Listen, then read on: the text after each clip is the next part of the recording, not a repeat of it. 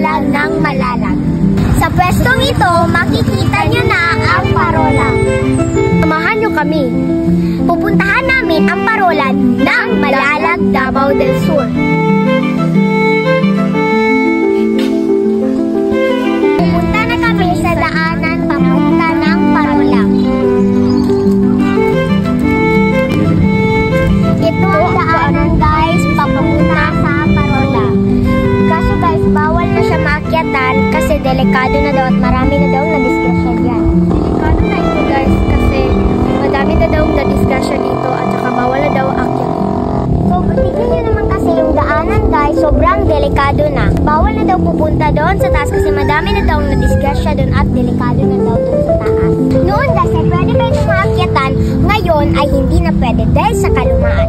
Ngayon, maghanap tayo ng spot para makita ang parola. Maghanap tayo ng spot para makita ang parola. Tara!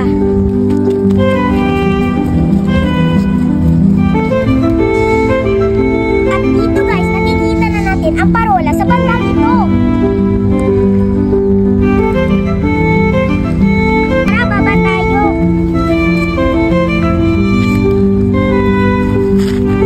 Sa pwestong ito, makikita natin ang magandang parola ng Malalag dito sa tabing dagat.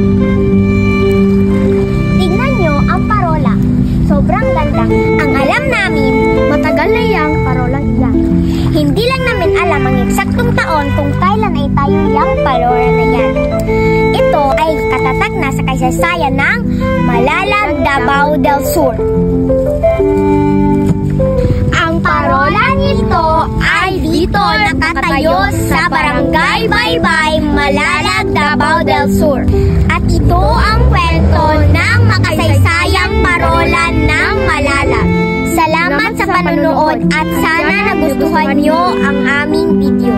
Ako si Francesca Villana. Ako naman po si Rachel K. N. Alcantara.